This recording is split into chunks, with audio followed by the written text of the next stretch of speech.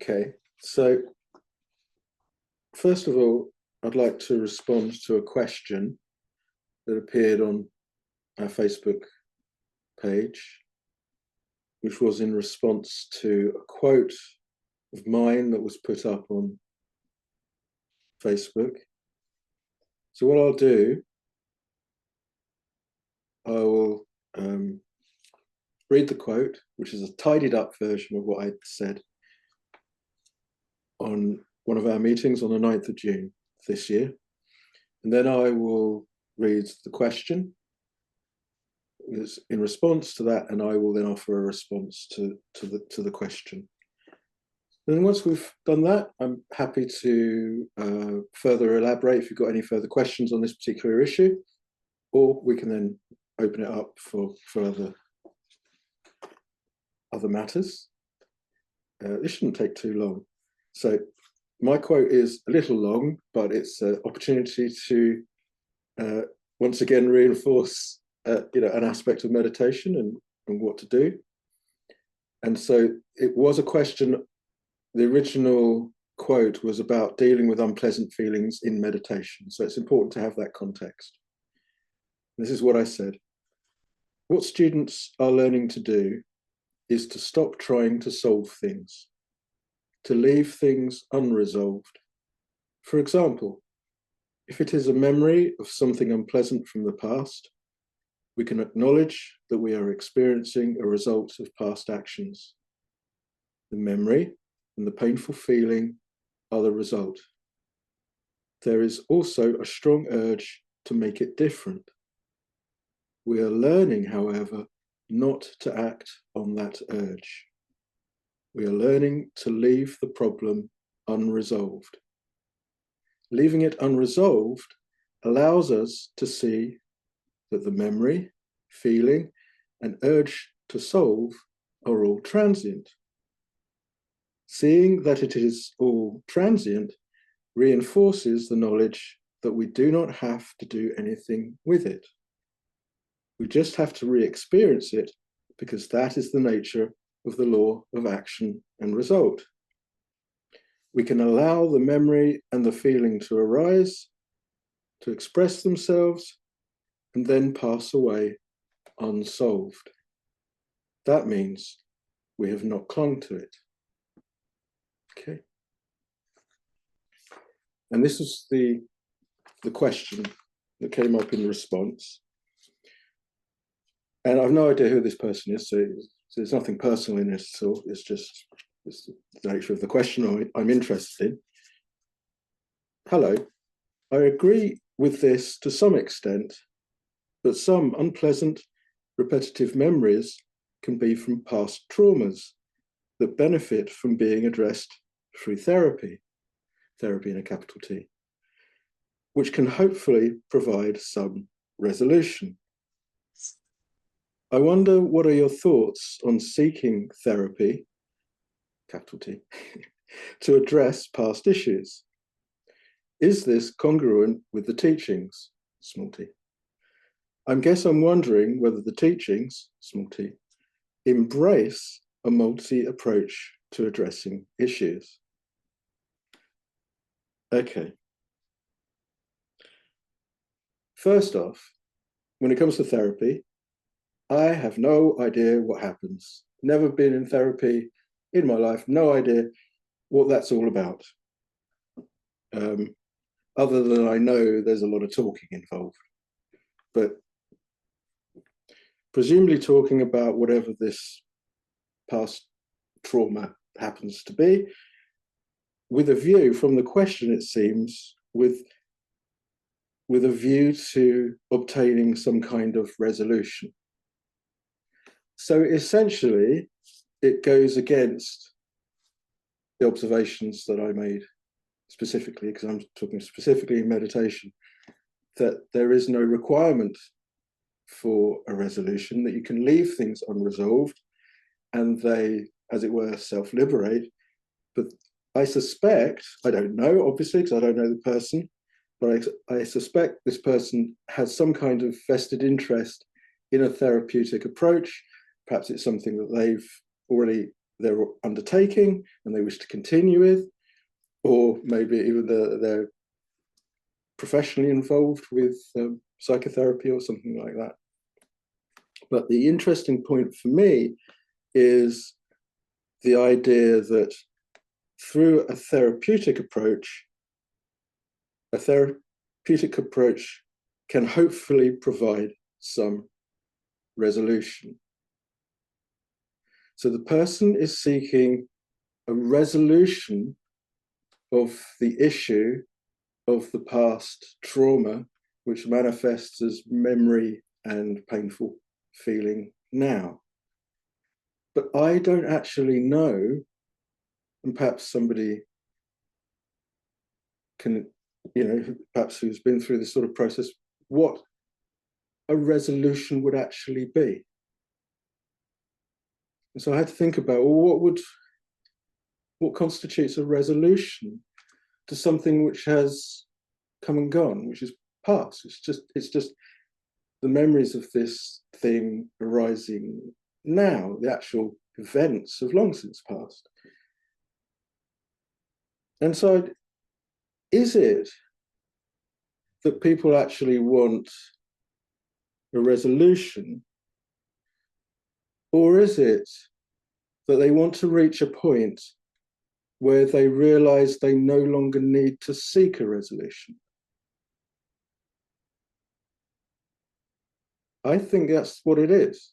I think that everyone who's involved with clinging to the past are trying to reach a point where they no longer have to do that anymore. And so this person is in a bind, because there's one teaching saying, well, you can do that unresolved thing right now. You don't have to go looking for first causes of things. You can just see that the nature of these things, the nature of the memories, the nature of the feelings are to arise and pass away. And therefore it is no longer, you have the wisdom that there is no requirement to seek a resolution anymore, which brings us to exactly the same place. And I was minded of a quote, and I haven't got the exact quote, but it was a quote by a famous psychiatrist called R.D. Laing, who said that in the course of many years of helping people with depression, he would enter into their deepest, darkest, most burdened cell of depression to be with them and to talk to them. And he couldn't help but notice that the door wasn't locked.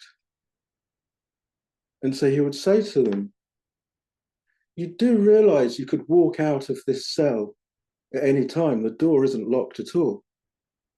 And they would reply, oh, yes, I know, but I refuse to leave here until I know how I got in the first place.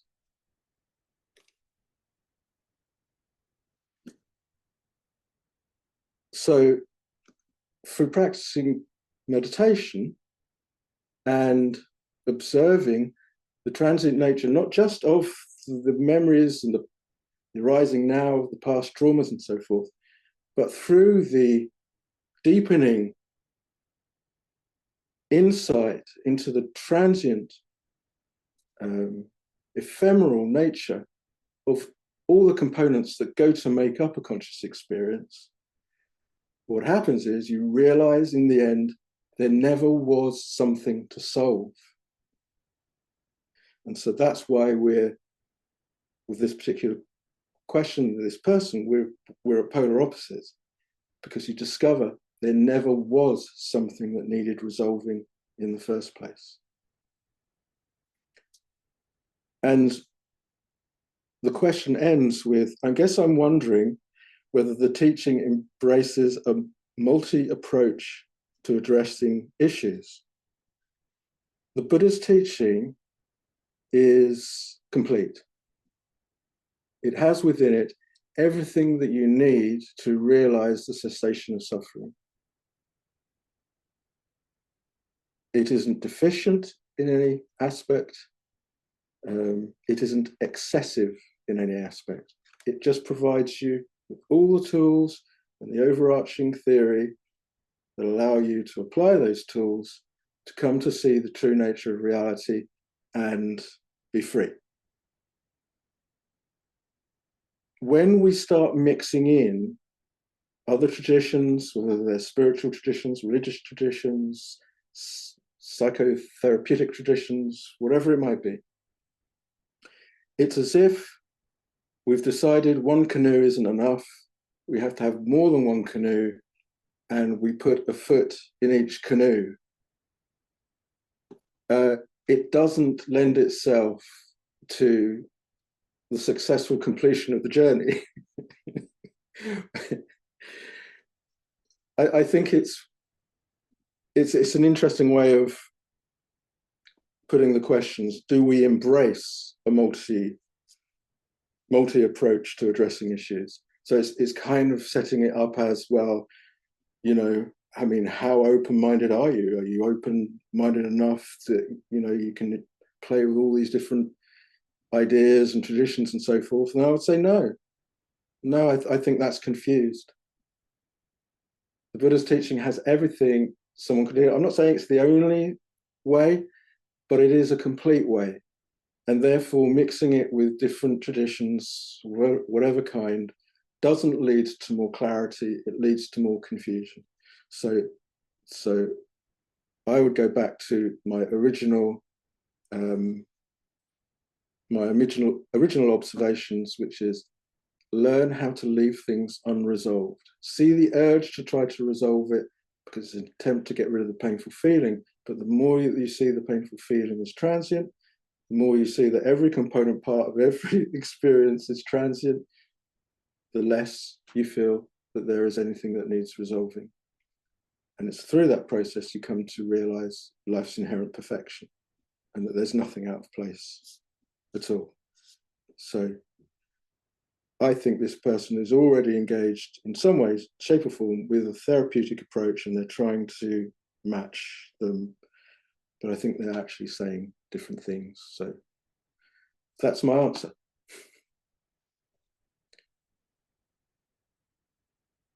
John, you have a question. Do you want to unmute yourself? Yep. Is that okay? Can you hear me? Hi, John. Hi. I just wanted to sort of comment on what you've just been talking about, really. I've been through many courses of therapy in the past, and recently 13 months of quite intense weekly therapy. My conclusion was there is no resolution. It leaves you feeling worse. About all you can do is learn to accept the things that have happened. Yeah, meaning Try not to resolve them. Yeah, meaning that you're no longer preoccupied with the attempt to find resolution. Yeah, exactly. Yeah. I just found that the therapy made me feel a lot worse because I was fighting for the resolution, and all of a sudden realized there wasn't one. When I first heard of the Four Noble Truths, it kind of put a lot of things in perspective for me. Now, there's only one extra element to that, John, that I would mention, which is it is entirely positive, therefore, that you have been through that process in order to discover for yourself, as you see it, to discover the limitations of that approach, and then open up to this idea, well, these things are not resolvable, or they don't require resolution. Like this idea that things require resolution, that itself, that idea is based on clinging attachment to the problem. Yes. So it's a self-propelling way of looking at life. It only requires resolution because you considered it to be a problem in the first place. And through the Buddha's teaching, you come to see that, oh, there isn't actually anything that requires resolution. Yeah, that's what I found. That's my conclusion, definitely, after trying it many times. There is no resolution, only acceptance and being in the now. It's just what I've learned recently, obviously from joining this path very recently. So It's opened my eyes and shown me what a waste of time all that was, really, Ooh, and yeah, waste but of I just put emotion. that caveat in, John. I For just for put that. me personally, Yeah, but I put the caveat in is that we all require experience of things in order to know they're yeah, not what we're looking for. yeah, You okay, know, yeah, yeah, so I get in that sense, you can still look at it positively, even if your personal experience has been that, oh, okay, I feel like I've done that enough now. And you probably did learn a lot. And you know, let's not throw out the baby with the bathwater. Maybe going through that process is what is now enabling you to entertain the idea that there isn't the yeah, necessary necessity for a resolution, and maybe taking a meditative approach instead. So, yeah, yeah, I agree. I agree. Thank you, Paul. yeah. Yeah. Thanks, John. Mandy, hello. Yeah. Yeah. Can you hear me, Paul? I can, Yeah. yes. Okay. Well, I had recently had an interesting chat with somebody who taught me that narratives are tools. Yes, Yeah, you I you told remember. me, Paul. Um, and being a psychologist, it really helped me to combine those two perspectives on uh, how we experience painful feelings. And um, I think maybe for me, for myself, just my experience, there's this difference between the worldly view and how we talk and how we do things, and the true realization, that's something else. But it helps me to have a narrative in the worldly matters Okay, to how can I say, not as a resolution, but with this narrative, I can accept things maybe because I create a narrative for myself that is helpful, and that helps me in reality, or not in reality, in the here and now, uh, to deal with painful feelings, talking to people, explaining it for myself. But in the end, I know it is about acceptance. So so I don't think it what do we mean exclude by each other. what do we mean by acceptance? Ex- mm, For me, it is the acceptance of the cause and results of things, the painful feelings that comes with it. Okay, so no longer So seeking a resolution. true.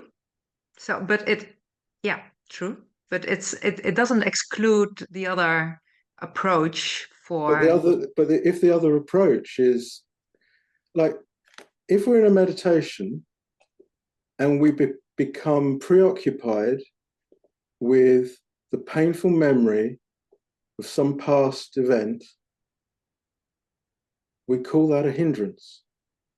We say, oh, I'm clinging to that past thing. I'm wishing it was different than it was. And we observe how it leads to an increase in pain. We go, oh, I'm running a hindrance.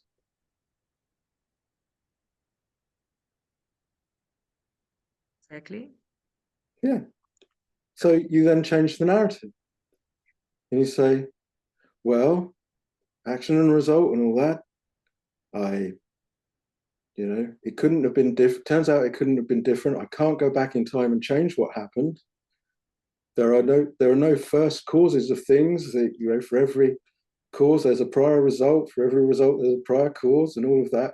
Infinite regress. You'll never reach the point of finding that first true cause or conditions, which means that explains everything, and now I don't have to worry. What everyone is trying to get to reach a point is not having to worry about these things anymore, to not be preoccupied with them anymore. Yeah. So it still comes back to the same thing. It's like, all right, so we change the narrative, we introduce the Buddhist lens, and we look at it from point of view of the Four Noble Truths, action and result, um, craving, clinging. Compassion. Yeah, of course. Compassion. I think it's a big one. Yeah. Absolutely, it's absolutely central to the Buddha's teaching. It's a compassionate teaching all the way through. It's not, however, what other people teach. It isn't psychotherapy. It just isn't.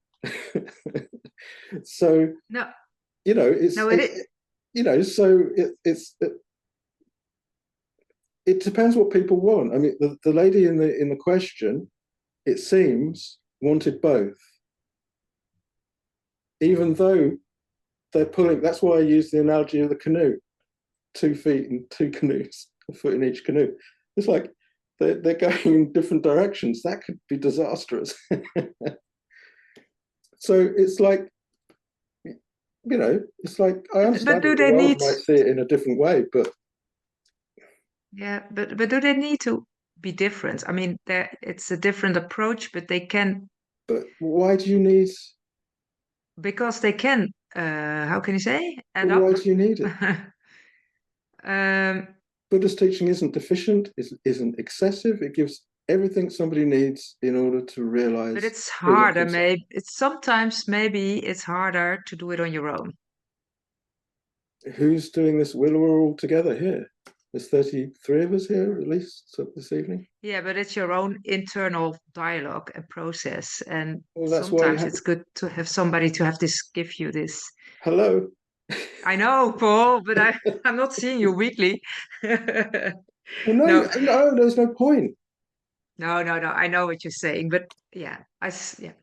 They're too, and I get it, and I'm not poo-pooing English phrase. I'm not poo-pooing therapy. I'm just saying that they're two different things, and they're saying different things, and maybe they're not compatible because of Yeah, that. that can be, but they can be, and they can, in my opinion, they can be, and they can't be. So that Okay, sometimes they okay, do but overlap. it does sound to me like it's being it is indulging and running the hindrance of that memory or whatever it is in the search of resolution. Now, I absolutely understand that there is great merit and worth in sharing, because if somebody is holding something in, it takes on the size of a monster, and bringing it out, putting it on the table, and allowing somebody else to look at it as well immediately halves its size. So there is absolutely great worth in counseling or in listening and allowing somebody to bring out what they have kept hidden so that they can see it's not the great big ginormous thing that they thought it was. Absolutely agree that we need to communicate and people need to be given the space to be able to express, but it's then how you guide them. And I think that the Buddha's teaching is saying something different from what psychotherapy is saying. I just do. So. Hmm.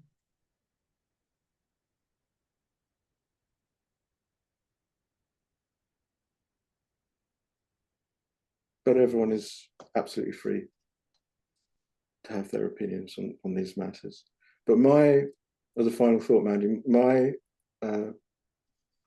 MO is to guide people in the use of the tools of the Buddha's teaching in order to come to see directly the true nature of things.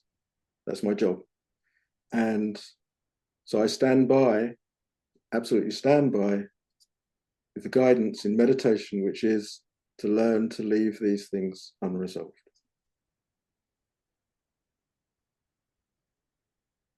Okay.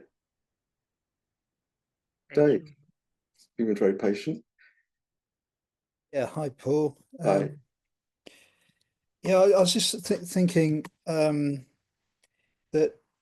I think I found it helpful to understand the past in the sense of how it conditions behavior now. You know, how, say, the relationships with parents and all the sort of formative years create the way we behave now, and it kind of contextualizes the way we all behave, and it's sort of almost, I think, leads to an acceptance, which is, I think, the point you're making, of the way you respond is a conditioned process, and even if you behave in a way which, you know, is different from other people, that doesn't mean you're wrong. It's just conditioned by the way you've been brought up and all the factors which have led to where you are now.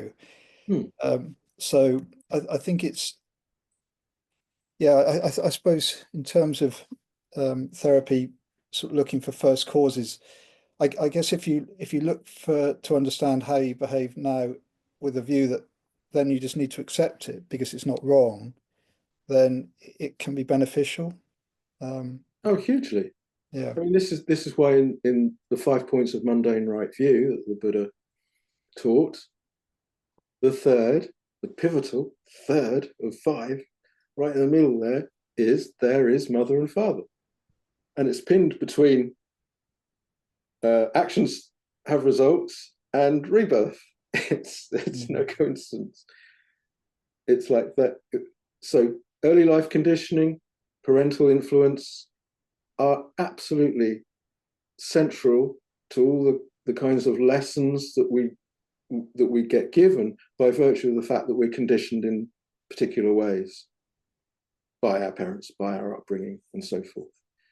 And so having an appreciation of that and learning not to fight that, you're absolutely right, learning not to fight one's conditioning, accepting our conditioning, accepting that we are the way, not only that we are the way we are, our parents, our early life environment, none of it could have been different. And so it's generating compassion towards ourselves. We are limited human beings. None of us are great at everything.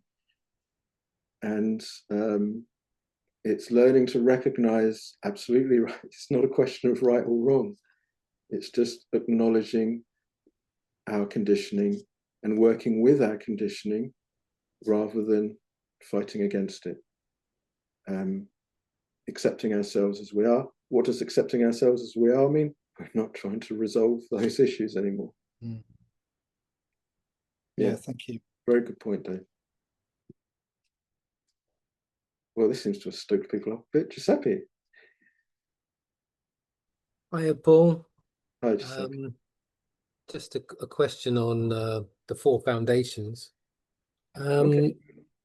I sometimes, well, I don't normally sit down and then think in terms of how I'm going to start noting things necessarily, but a confusion has come up recently whereby I can't note a mental state, or I find it very difficult, and it seems like it needs to be inferred over a period of time, and I'm just very confused about it. And when I try to see something like that, I would just sort of want to say there's nothing there.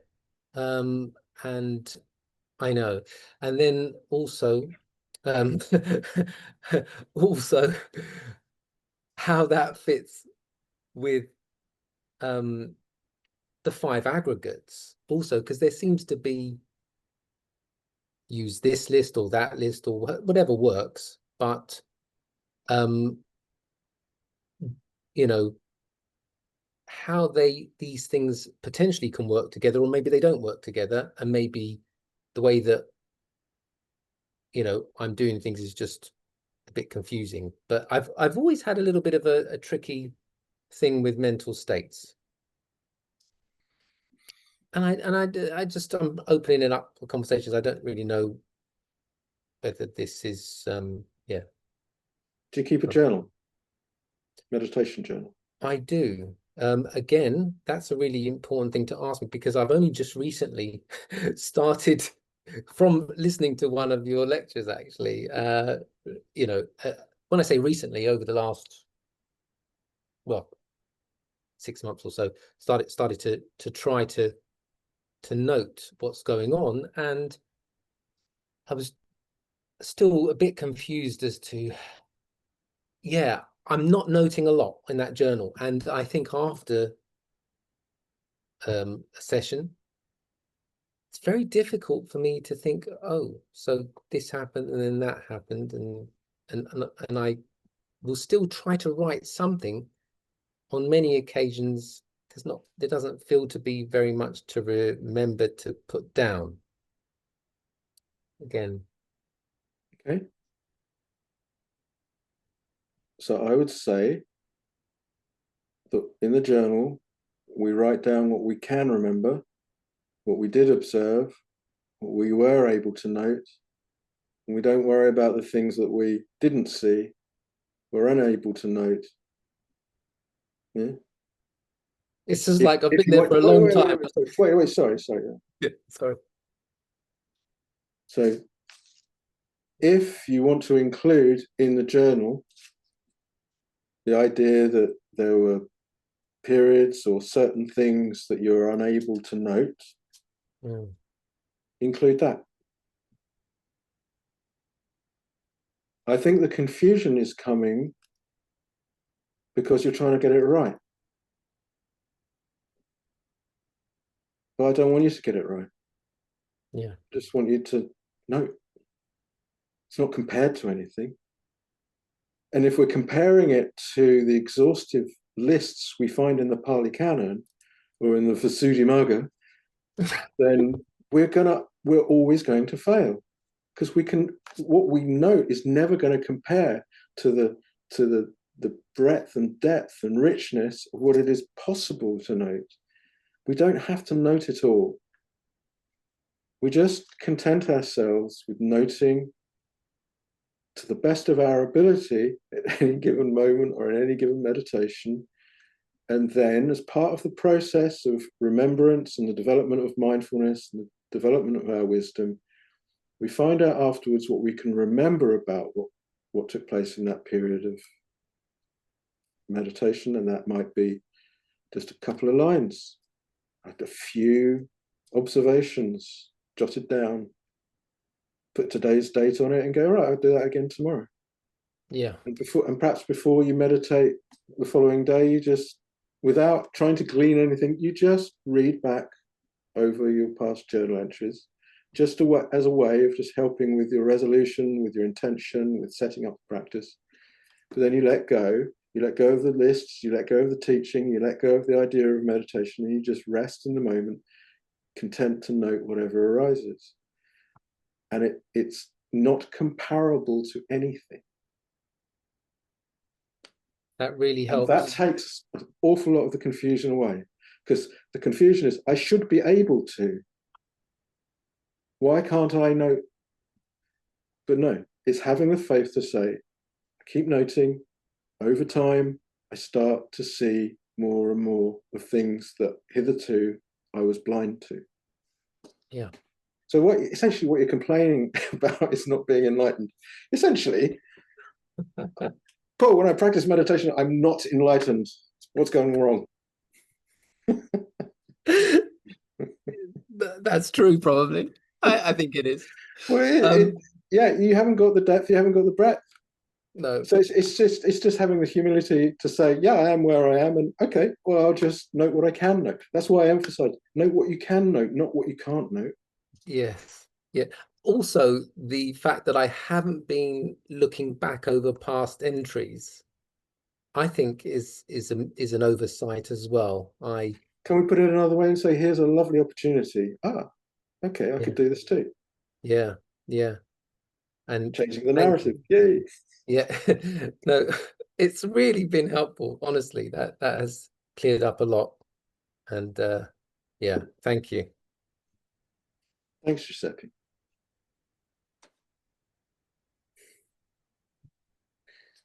It's a long and winding road, folks. Won't burst into song.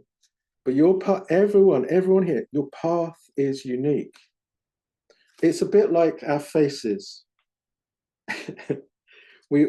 All our faces, we have, I think mostly 2 eyes, a nose and a mouth and ears and etc.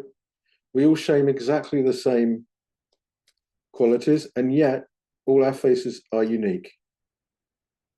And the path, the insight path, is like that. That undoubtedly all the insight knowledges, the whole way this path develops, from the moment we start practicing ethics and we sit down and learn how to clean up our mind from hindrances and so forth, and we start going through this process of developing our right views from actually looking at what's unfolding, overcoming doubts, the whole insight path, it happens in the same order for everyone, without any question at all. Exactly the same order. However, everyone's approach is unique because everyone's conditioning is unique. So no two people are alike. And for some, it's, for very, very, very few people, it's fast and with ease.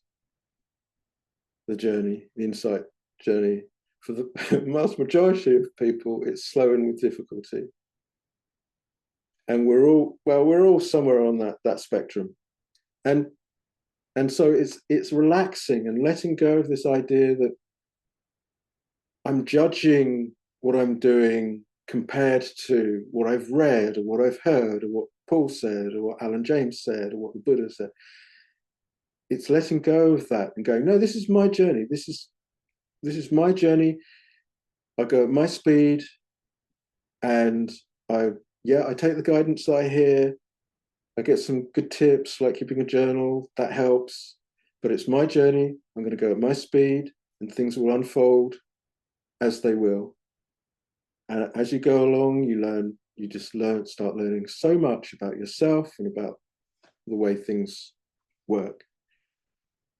So you don't have to be somebody else. You don't have to become somebody else in order to win through to realizing things as they are. You can be yourself. And I think it saves a lot of confusion when you realize this. You're not supposed to know it all. You're not supposed to, there are, depending on how you break it down, there are 89 or 121 different classes of consciousness that can be noted. But you don't have to do that. 7 classes of consciousness will get the job done. So as the path develops, you start to becoming aware of what these 7 different types of consciousness are. That is sufficient for the vast majority of people to break through the fetters, the identification of self in consciousness, the misunderstanding that consciousness is somehow unchanging and eternal. All these insights come, and you go at your speed. And so if you're getting confused by something, or if you're getting anxious about meditation in any way, well, come and have a chat firstly, but it's probably because you're making comparisons. And you just don't need to. Mark, hello. Hello, Paul. How are you? I'm doing very well, thank you. How are you? Yeah, good, thanks.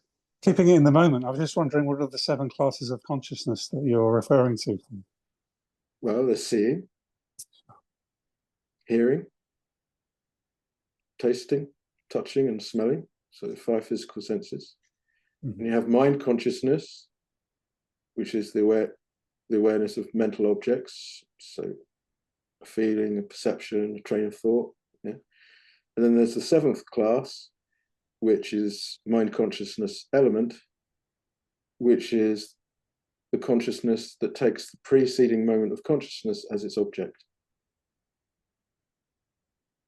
Explain that last one a little bit more, please? Can I say it again? Certainly. Or the 7th type is mind consciousness element. It is that moment of consciousness that takes the preceding moment of consciousness as its object. Okay. Yeah. And sorry, one other thing I've been meaning to ask is around the noting itself. I mean, you see the transience of sound, the feeling that arises, the perception. Good. But then there's the sort of thinking there has to be the intention to note. Is that so? Well, I guess I'm asking what aspect of mind is it that sort of executes or does the noting itself? I mean, obviously, I'm assuming there's clear comprehension prior to that. Sorry. Well, no need to. Don't know what the sorry's for, but perfectly valid question. So, yeah, I mean, you could break it down any way you like, but it's essentially it's a subsequent perception, isn't it? Subsequent thought, if you like. You could say it's the wisdom faculty, if you like. Right. But it's just noting the noting. It's fine. I mean, you don't want to get it too tangly. This is the problem with thinking too much. Mm-hmm.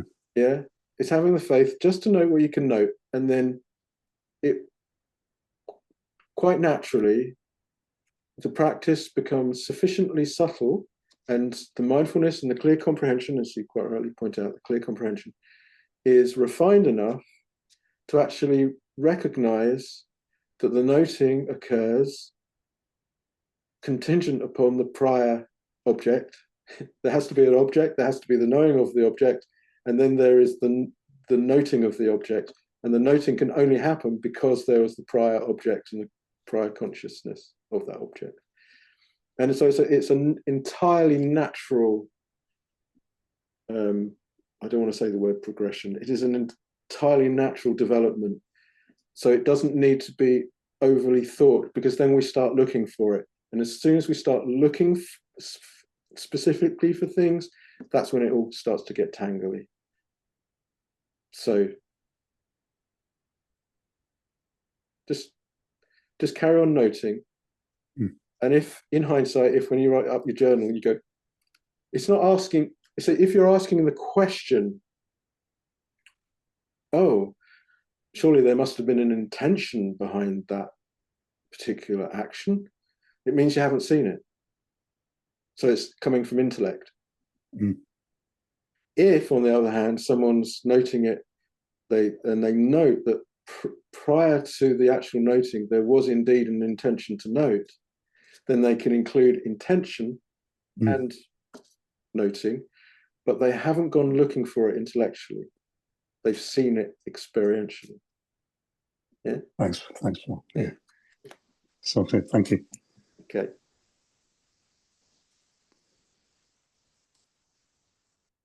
Keep it simple. Definitely.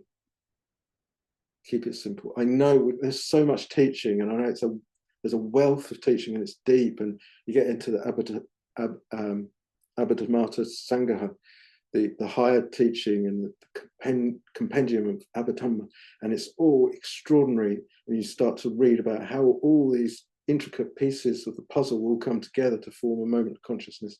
It is just so incredibly inspiring to read for a Vipassana meditator. But we always have to bear in mind, what is it that complicates everything? It's the intellect. It's the thinking mind that really complicates everything. And so we keep coming back from complexity back to simplicity. The simplicity of mindfully noting, just noting what's taking place. And for that, you need an element of faith. The intellect wants to have all the answers, it wants to know before it even gets started, so it can't go wrong. And we have to have the faith to say, it's all right not to know. It's okay to practice without knowing where this is going, where it's leading. Eventually, the intellectual work, there's this lovely, satisfying, fulfilling moment where you see what you've read actually happening. You know, the links of condition-dependent origination unfolding moment by moment. You go, this is exactly what the Buddha said was here. It's such an amazing feeling. But it comes from simplicity. Let the experience of mindfully noting and observing, let that be the priority, and the intellectual work is limited, and it's, you know, there's like, yes, there has to be a little bit of speculation to think things through. Yeah, of course, I understand that. But from that point on, it's about using thinking to set up the practice, using thinking to balance the mind, changing the narrative, using thinking to just simply note what's there, using thinking to reflect on experience, and specifically reflecting on what happened and in what order things arose. A little bit of study, just help keep the whole thing bubbling along, help with the inspiration, listening to a talk, joining a Zoom meeting, reading a Dharma book. But that's all limited and circumscribed, that's secondary. It's a supporting role. The main role is the direct noting, mindful noting, the loving attention to reality. That's the key. Thanks, Paul. Thanks, Mark.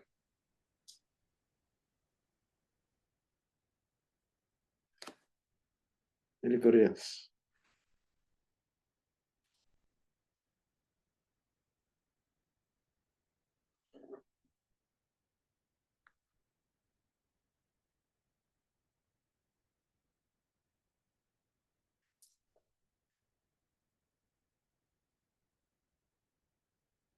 Mandy. Hey. Hi. Yes, of course, I've been thinking about that difference between therapy and Buddhism approach. It keeps my mind busy now. But I think there's also maybe for a difference that therapy maybe is more looking maybe for a resolution for something, can be in a way of acceptance or changing a narrative in more helpful narratives. But it can help for the short run, maybe a bit quicker. If you're talking about pace, then a lifelong learning of the true knowing and the reality. So is that also, would you say, a difference that people choose for a short-term resolution? Do you think that Mandy, people most people won't touch Buddhism.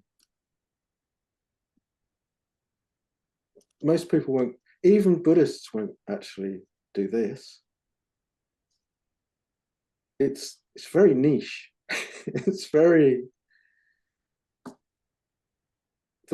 so it's good that we've got things in place for people,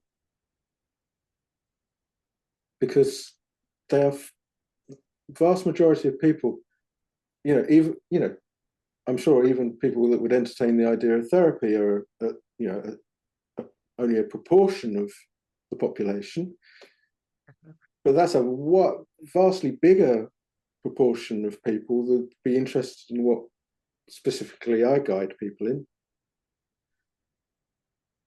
So I'm really only talking about this from the only perspective that I can, because I don't know the therapeutic. No, what I'm saying is that what we're doing here is we are not seeking resolution. We are learning not to seek resolution. Yeah, exactly. Yeah. So it's good that those things are in place. I'm not. Yeah. I'm No, not I know. it helps. I'm just saying that they're two different canoes. Yeah. True. Yeah. And so you don't. I honestly, genuinely, I don't think you need to be concerned. No, I'm not concerned. It helps me to just get my head around it, and it feels like the Buddhist teaching for me is more like it's taking the roots of the painful feeling. It's taking out the roots, where therapy is more cutting the grass kind of a thing. Maybe that's my metaphor. Maybe we can say that there are certain ways, systems in place to help people live out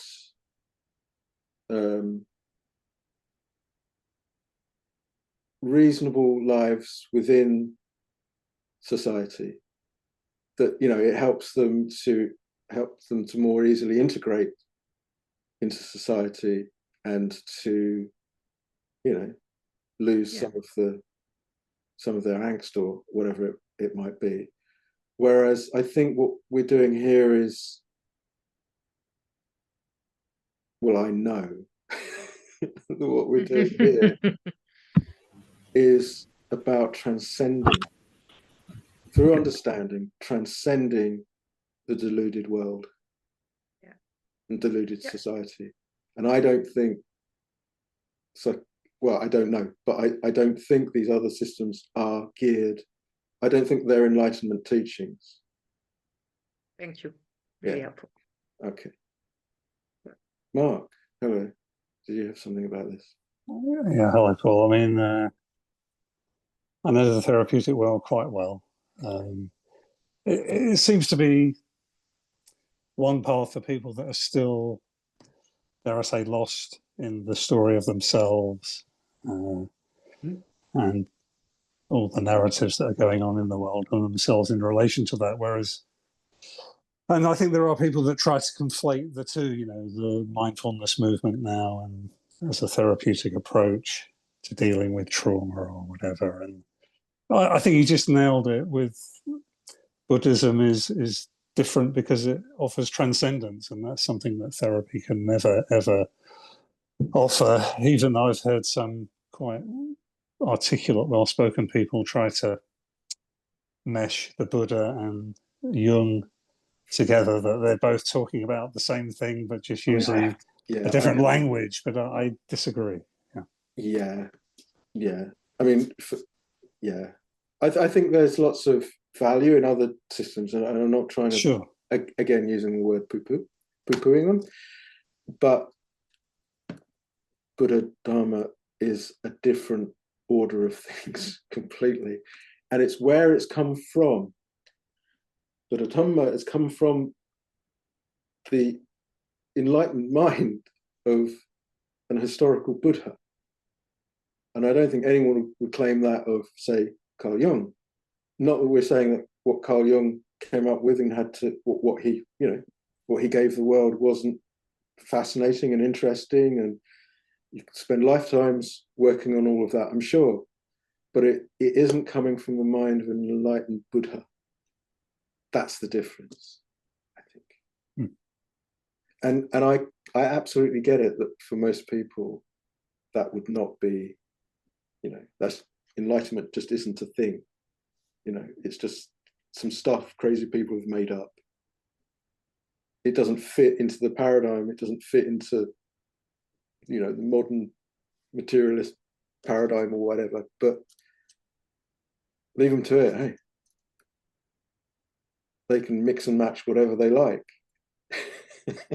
Yeah, and I was thinking, the gentleman mentioned earlier, I mean, some people, sometimes you almost have to do it in order to see the limitations of that approach. And it perhaps can be helpful in some way in setting people up for a no-self path. Yeah, I look back at this lifetime and realize that I think a lot of it was a recap of what I wasn't looking for. And that included looking at Hindu teachings, looking at Tibetan Buddhism, looking at Zen, finally finding my, happy place in Theravadan Buddhism, and, the idea of the Noble Eightfold, Four Noble Truths and the Noble Eightfold Path sort of just resonated and made sense. It was clean, it was simple, it was straightforward. And then finding Alan. So it was chucking things out and saying, no, not this, not this, not this. And I was left with what worked. Even right down to, sitting in the shrine room, trying to force my mind onto the breath, even though my mind didn't want to do it, trying again, and going, oh, what happens if I just sit here and note transients? Boom. The whole thing, oh, of course, this is it. This is the way. This is the way. This is why I explain things to you in exactly the same way, because that's the path that I trod. So even there, I was trying things and letting go of things that weren't the right way. So what you're left with eventually is the right. And you can even take it even further and go into the actual insight knowledges themselves. Oh, what the insight knowledges are getting you to the point of realizing is nothing in the world is what you're looking for. it's more jettisoning. It's more letting go of what it's not, what you don't want, until you finally stop. Deeply, psychologically, emotionally, spiritually, you just reach stop. And what you're doing is, to keep it on theme, is you've realized there is no resolution to the problem of enlightenment. And you leave the problem of enlightenment unresolved. Having been through the entire course of the insight training and having completely uprooted the roots of greed, hatred, and delusion, you're left at this point where you go, oh, the last thing to do is to stop trying to resolve the problem of enlightenment itself. And that's the final thing. You're no longer trying to resolve the problem of enlightenment. Boom, you know. So it's all, the whole thing is about letting go of what it is you don't want. And you realize you've had it all the whole time. You've had it all. It's deeply, it's astonishingly funny. It's the funniest joke ever. A great cosmic joke. But in order to get it, you have to go through the entire training. Then you get the joke. Oh, there was nothing I had to do ever. So. Thanks, Phil. Thanks, Mark. Claire. Hi.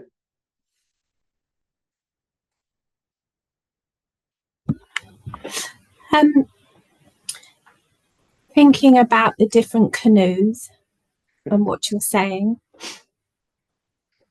and the world of work I'm in, which is the therapeutic stuff. Oops. So many of you. No, what did the Buddha say about children?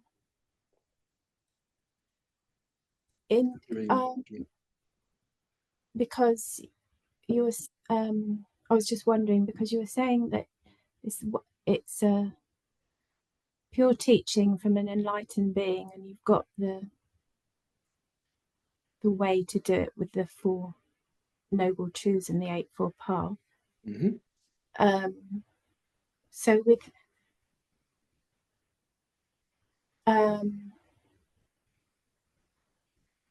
so if for example, if a child was sat here listening to this, and could they understand?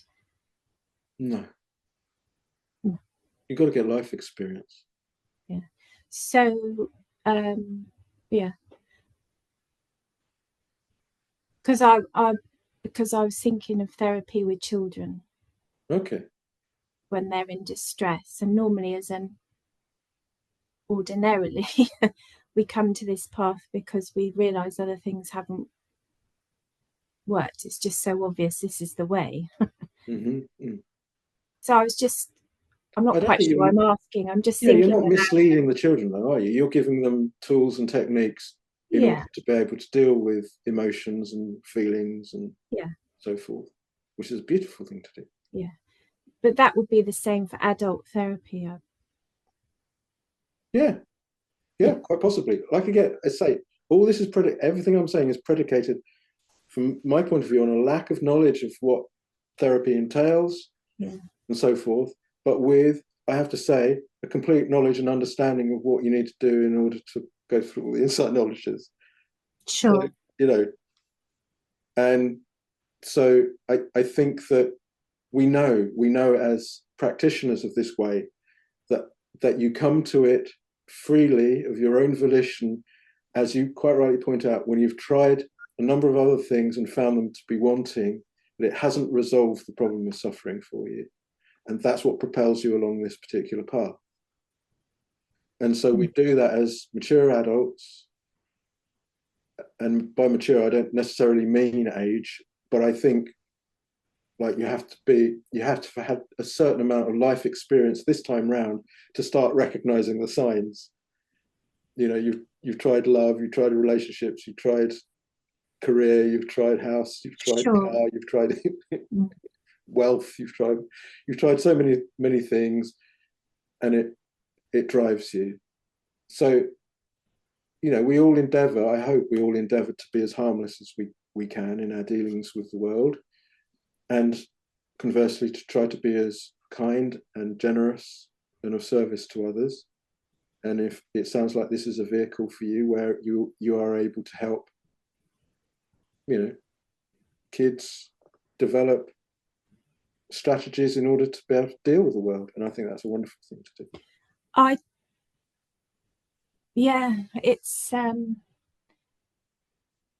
It's quite a debate at work about giving children strategies or just letting them come and tell their story. Yeah. Like I say, I don't know.